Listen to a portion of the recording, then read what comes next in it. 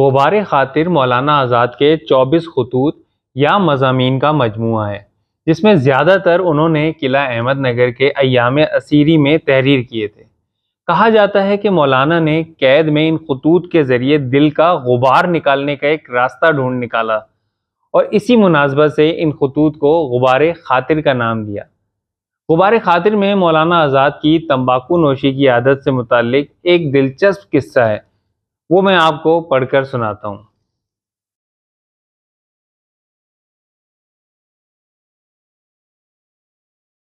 مولانا لکھتے ہیں کہ 1921 میں جب مجھے گرفتار کیا گیا تو مجھے معلوم تھا کہ قید خانے میں تمباکو کے استعمال کی اجازت نہیں۔ مکان سے جب چلنے لگا، ٹیبل پر سگریٹ کا کیس دھرا تھا۔ عادت کے زیر اثر پہلے ہاتھ بڑھا کہ اسے جیب میں رکھ لوں، پھر صورتحال کا احساس ہوا تو رک گیا۔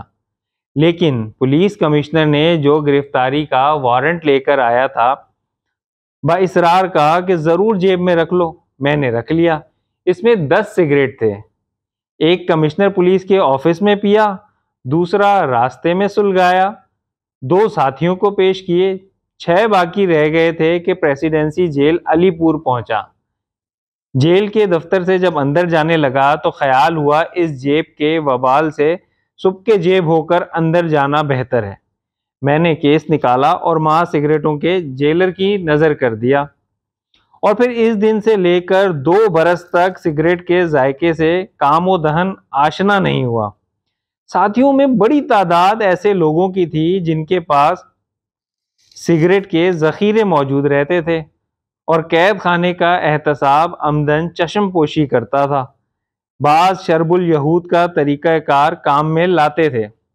مجھے یہ حال معلوم تھا، مگر میں اپنی توبہ اضطرار پر کبھی پشیمان نہیں ہوا۔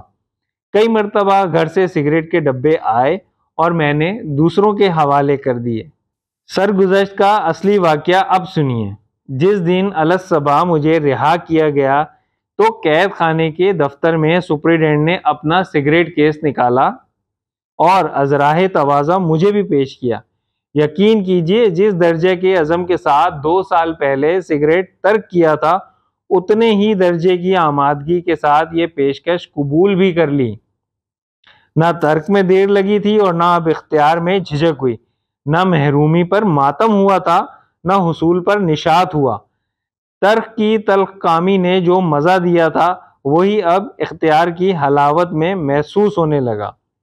1921 کے بعد پھر 3 مرتبہ قید و بند کا مرحلہ پیش آیا، لیکن ترک کی ضرورت پیش نہ آئی، کیونکہ سگریٹ کے ڈبے میرے سامان میں ساتھ گئے۔ وہ دیکھے گئے مگر روکے نہیں گئے۔ اگر روکے جاتے تو پھر ترک کر دیتا۔ اب قلم کی سیاہی جواب دینے لگی ہے، اس لیے رک جاتا ہوں۔ دوستوں، اگر آپ کو میری یہ ویڈیو پسند آئی ہو تو لائک شیئر کریں اور چینل کو سبسکرائب کریں۔